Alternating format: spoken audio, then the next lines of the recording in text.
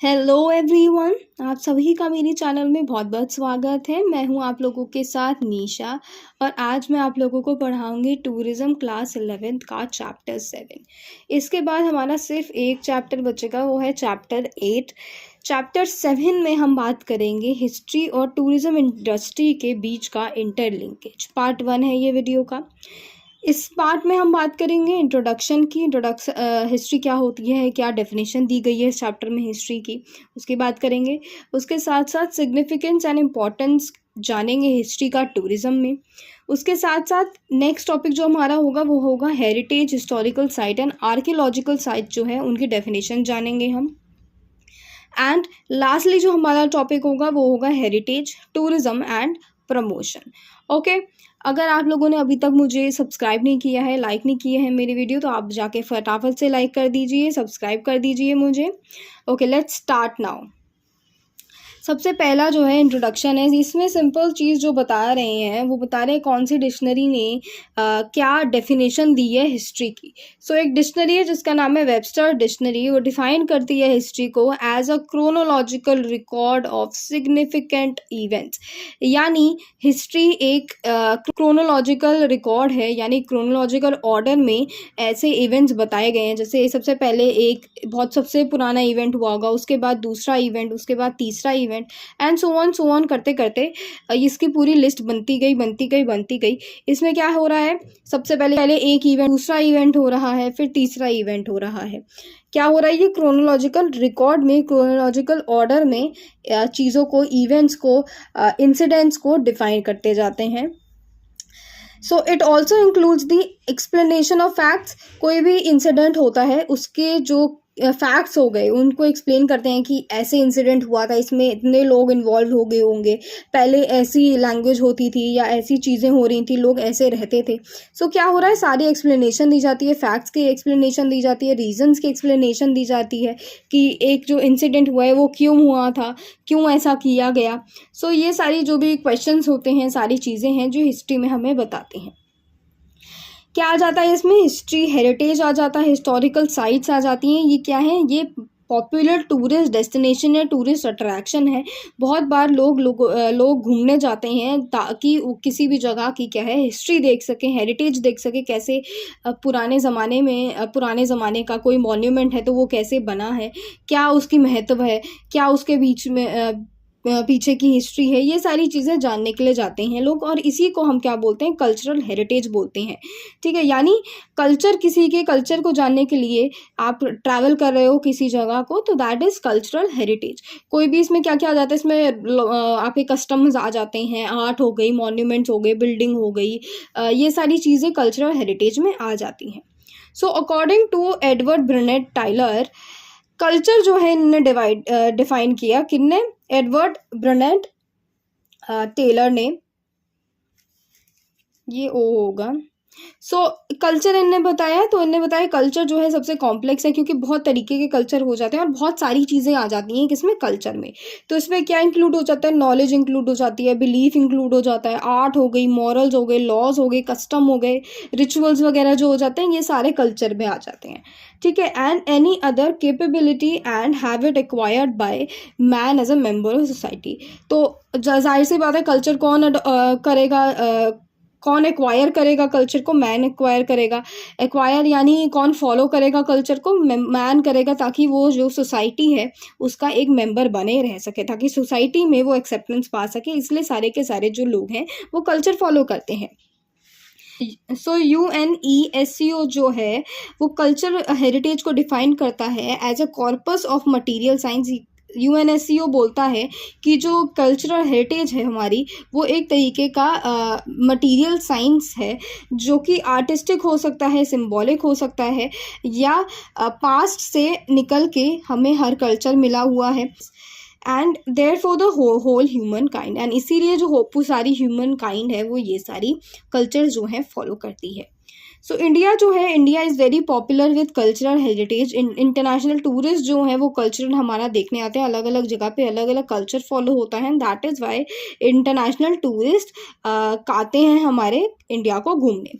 कहीं पे भी चले जाओ, चाहे आप नॉर्थ में चले जाओ तो नॉर्थ में अलग कल्चर है, साउथ में जाओगे तो अलग कल्चर है, वेस्ट में जाओगे तो अलग कल्चर है, ईस्ट में जाओगे तो अलग कल्चर है। तो आप इंडिया में कहीं पे भी चले जाओगे तो आपको अलग तरीके के कल्चर मिलेगा। That is why India is so popular with international tourist. आते हैं significance of history and tourism में, यानी हिस्ट्री का इतना क्या महत्व है टूरिज्म में। तो जाहिर सी बात है, कोई भी इंसान अगर कहीं पे भी हिस्टोरिकल जगह पे जाता है, कोई भी इंपॉर्टेंट मॉन्यूमेंट देखने जाता है, तो उसके दिमाग में ना काफ़ी सारे क्वेश्चंस आते हैं। So when people visit a site of historical importance, a lot of question arises in their mind. Okay, ये पिक्चर जो है ये नालंदा की पिक्चर है।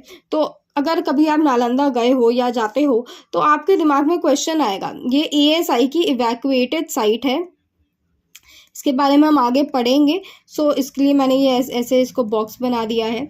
सो जब हम नालंदा जाते हैं तो नालंदा आप देखोगे, आपके दिमाग में क्वेश्चन आएगा कि जिस टाइम पे बना था वहाँ कैसे कंस्ट्रक्ट हुआ, क्या चीज़ें यूज़ हुई कंस्ट्रक्ट करने के लिए, कैसे कंस्ट्रक्ट किया गया, हर जो स्ट्रक्चर बना हुआ है, स्ट्रक्चर का क्या मतलब है, स्ट्रक्चर का क्या मतलब है, स्ट्रक्चर का क्या मतलब है, स्ट्रक्चर का क्या मतलब है। तो हर जो स्ट्रक्चर है उसका मतलब आपको जानने का लगेगा। और जो स्टूडेंट्स आते थे वो कहाँ से पढ़ने के लिए आते थे, कहाँ रहते थे, और जो स्ट्रक्चर है वो सारा कहाँ डिसअपीयर हो गया, कैसे डिसअपीयर हो गया, क्या सारी इसकी जितनी भी जानकारी है आपको जानने का मन करता है। तो दैट इज़ सिंपली इसलिए हिस्ट्री इंपॉर्टेंट है। अगर हिस्ट्री जो है बेसिकली आपके जो क्वेश्चंस है उसका क्या है जवाब देती है कि इस स्ट्रक्चर का मतलब ये हो गया, इस स्ट्रक्चर का मतलब ये हो गया, ये स्ट्रक्चर इसका मतलब ये है, इसका मतलब है। तो ये जो आपके क्वेश्चंस आते हैं दिमाग में, ये हिस्ट्री आंसर करती है। ओके, अनदर एग्जाम्पल जो है वो बोध गया के टेम्पल का है, जो कि गुप्ता के पीरियड के टाइम पे बना हुआ था। तो जब भी कोई टूरिस्ट जो है वो बोध गया ट्रैवल करता है तो वो क्या है, जो लाइफ ऑफ बुद्धा है उनके स्टोरीज, वो कैसे रहते थे, उनने कैसे एंटाइटलमेंट एक्वायर करा, कैसे वो उनने अपनी पास्ट लाइफ को छोड़ के कैसे वो उनने सारा त्याग कर दिया, ये सारी चीज़ें जो हैं बोध गया के टेम्पल पे आप जाओगे तो आपके दिमाग में ये क्वेश्चंस आते हैं। और वहाँ पे क्या होता है, फिर इन सारे क्वेश्चंस का जवाब मिलता है आपको। You get the answer for all these questions जो भी आपके दिमाग में आते हैं। तो हिस्टोरिकल एविडेंस जो है टेम्पल में, वो भी एज अ आंसर आपको करते हैं कि ये एविडेंस है तो ऐसे रहते होंगे, या ऐसे ये चीज़ थी, ऐसी वो चीज़ थी। और ये जो historical evidence in the temples are railings of emperor Ashoka. तो हिस्टोरिकल एविडेंस जो हैं ये अशोका जो है एम्परर, उनके बारे में भी बताता है। जो बोधि ट्री है जिसको हम पीपल का पेड़ बोलते हैं, वो भी वहाँ पे है, और ये भी गुप्ता के पीरियड के टाइम पे ही बना है टेम्पल। ठीक है, इससे भी हमें क्या पता चलता है, इससे भी हमें रिच आर्किटेक्चरल हेरिटेज पता चलता है कि पहले के टाइम में कितना रिच आर्किटेक्चरल हेरिटेज हमारा था, कैसे क्या चीज़ें बनी थी, कैसे नहीं बनी थी, क्या हुआ था, ये पेड़ क्या सिंबलाइज करता है। ये जैसे हिस्टोरिकल एविडेंस जो है जो टेम्पल में बने हैं वो रेलिंग्स हैं एम्परर अशोका की। ऐसे करके जो है हमारी हिस्ट्री इसीलिए इम्पॉर्टेंट है क्योंकि हिस्ट्री सारी जो क्वेश्चंस हमारे दिमाग में आते हैं उसका जवाब देती है। एंड यही क्वेश्चंस जो हैं रिसर्चर्स फाइंड करने के लिए इसी चीज़ जो अलग अलग मॉन्यूमेंट्स होते हैं उसका रिसर्च करते हैं। चलते हैं आगे, आता है हमारा हेरिटेज टूरिज्म।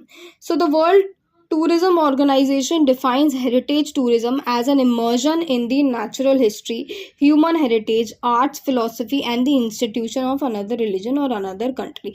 तो जो वर्ल्ड टूरिज्म ऑर्गेनाइजेशन है हमारी, वो डिफाइन करती है हेरिटेज टूरिज्म को एज एन इमर्जन, मतलब सारी चीज़ों का मिलाव जब हो जाता है, सारी चीज़ें इसमें क्या हो जाती हैं, नेचुरल हिस्ट्री हो जाती है, ह्यूमन हेरिटेज होगी, आर्ट हो गई, फिलॉसफी हो गई, और अलग अलग तरीके के रिलीजन हो गए या दूसरी कंट्री के कल्चर हो गए। इन सारी चीज़ों को जब हम मिला देते हैं तो हमारा हेरिटेज टूरिज्म बन जाता है। हेरिटेज टूरिज्म में क्या आता है, आपका नेचुरल हिस्ट्री आता है, ह्यूमन हेरिटेज आता है, आर्ट्स आता है, फिलॉसफी आती है। ओके, तो ये इन सारी चीज़ों को जब हम मिला देंगे तो हमारा हेरिटेज टूरिज्म आ जाता है।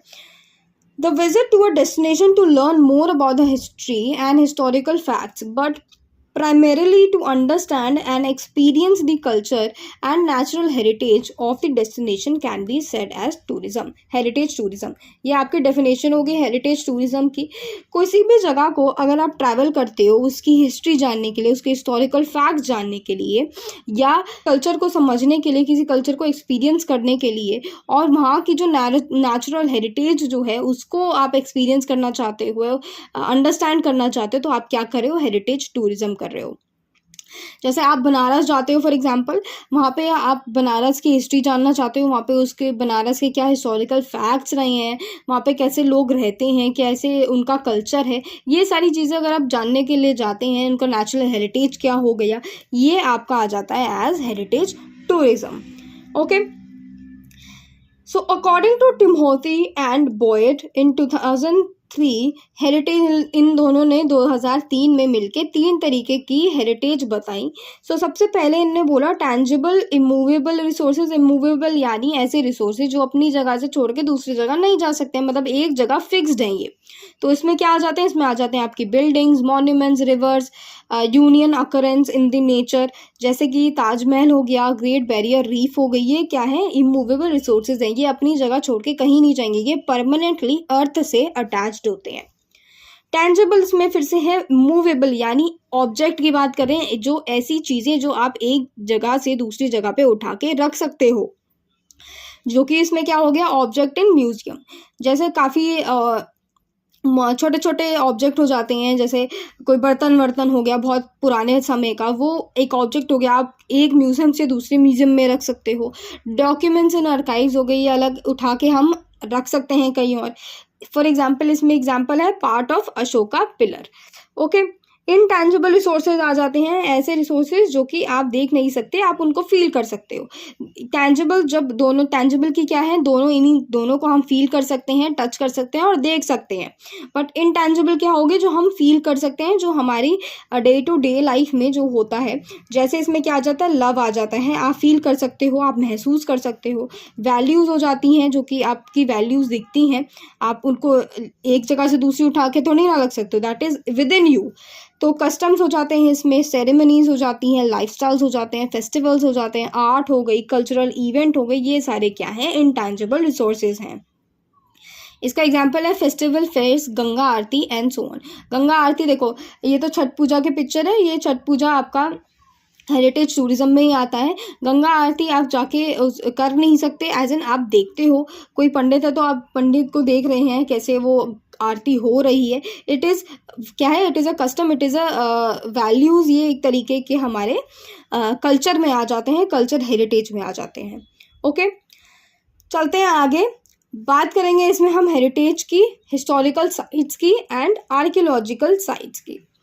सो हेरिटेज साइट्स क्या होती हैं, हेरिटेज साइट्स ऐसी सारी साइट्स होती हैं जो कि हिस्ट्री और आर्कियोलॉजिकल इंपॉर्टेंस की होती हैं।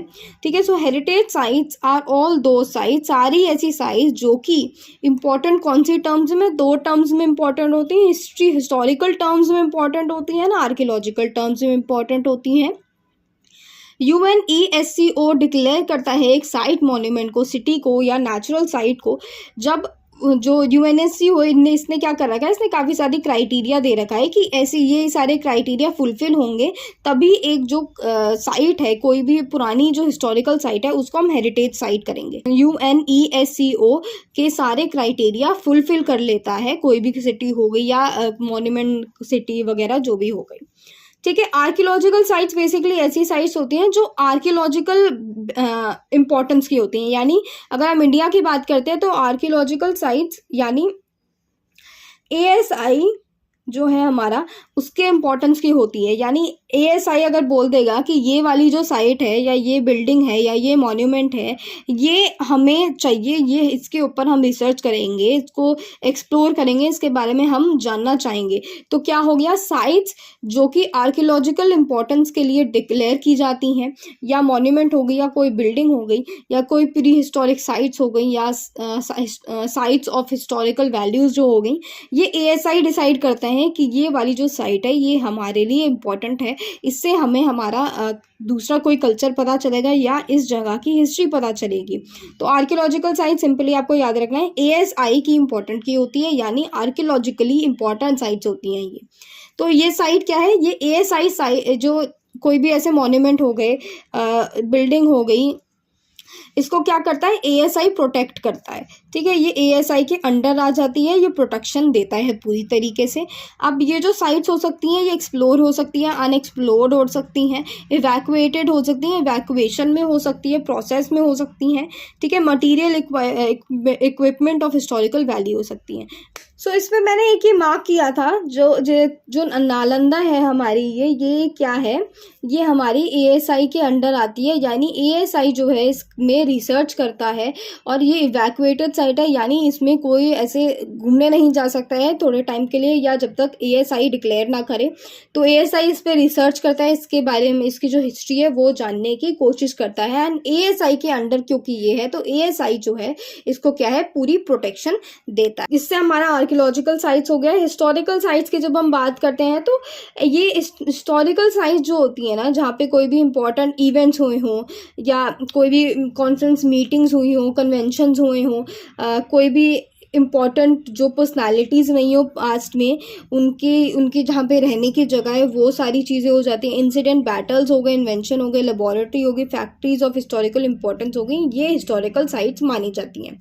तो ऐसी कोई भी साइट जो कि किसी भी इवेंट से रिलेट करती है, जैसे इसमें एग्जांपल आपका world religious Congress held at Chicago, तो ये क्या होगी, ये एक हिस्टोरिकल साइट होगी। क्यों? क्योंकि यहाँ पे कॉन्फ्रेंस रखी गई थी, किसी भी टॉपिक के ऊपर रखी गई थी, एंड इसलिए ये काफ़ी इंपॉर्टेंट हो जाती है।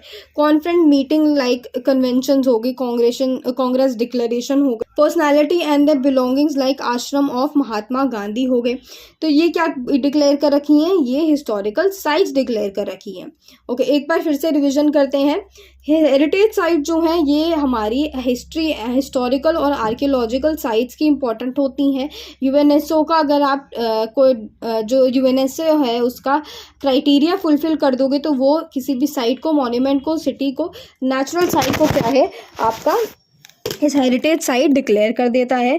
आर्कियोलॉजिकल साइट्स ऐसी साइट होती हैं जो कि आर्कियोलॉजिकल इंपॉर्टेंस की होती हैं, यानी वो ASI के अंडर आ जाती हैं। क्या कर लेते हैं, ASI जो है फिर वो प्रोटेक्ट करता है उस साइट को, उस मॉन्यूमेंट को, उस बिल्डिंग को। एक्सप्लोर हो सकती है वो साइट या अनएक्सप्लोर होती है, इवैक्यूएटेड या इवैक्यूएशन इन प्रोसेस होता है। ओके, एंड लास्टली जो है हमारा हिस्टोरिकल साइट जो है वो इवेंट से रिलेट करती है, मतलब उस जगह पे काफ़ी बड़ा इवेंट हुआ होगा जो कि बहुत इंपॉर्टेंट है और वो एज अ हिस्ट्री याद किया जाएगा। तो दैट इज़ हिस्टोरिकल साइट, जिसमें आप लिख सकते हो world religious Congress held at Chicago. कोई भी कन्वेंशन हो गया, कांग्रेस डिक्लेरेशन थी उस टाइम पे, तो that is important. Personalities and their belonging like ashram of Mahatma Gandhi, Mahatma Gandhi का जो आश्रम था वहाँ पे उनकी पर्सनालिटी, कोई भी पर्सनालिटी यानी बहुत बड़ी लोग जो हैं जिन्होंने बहुत योगदान दिया हो देश के लिए या इंसानों के लिए इन जनरल, तो उनको तो ये जगह जो क्या हो गई, ये हिस्टोरिकल साइट हो गई, यानी हिस्टोरिकल इंपॉर्टेंस की हो गई। कोई भी इंसिडेंट बैटल्स हो गए, इन्वेंशंस हो गए, लेबोरेटरीज हो गई, फैक्ट्रीज हो गई, ये सारी क्या है हिस्टोरिकल इंपॉर्टेंस की होती हैं। ओके, सो ये क्वेश्चन आ सकता है, आश्रम ऑफ महात्मा गांधी इन सबरमती, कहाँ पे था आश्रम, तो आप लिख सकते हो सबरमती में था। अब इन दी एंड ये मैंने लिख रखा है, हेरिटेज जो है हमारा एसेट है, हमें प्रोटेक्ट करना चाहिए उसे। ठीक है, इसी के साथ जो है पार्ट 1 हमारा कंप्लीट हो गया है। इसके बाद मैं पार्ट 2 बनाऊंगी जिसमें रिमेनिंग जो भी टॉपिक्स हैं वो सारे कवर कर लूँगी। अगर आपको मेरा वीडियो पसंद आता है तो आप लाइक सब्सक्राइब करिए, बेल बटन को हिट करिए ताकि आपको तुरंत पता चल जाए कब मैंने वीडियो डाला है। सो इसी के साथ अब मैं चलती हूँ। आई होप आप मेरे सारे वीडियोज़ देखें, अच्छे अच्छे कॉमेंट्स पास करें एंड अच्छे से पढ़ें। Bye bye, take care.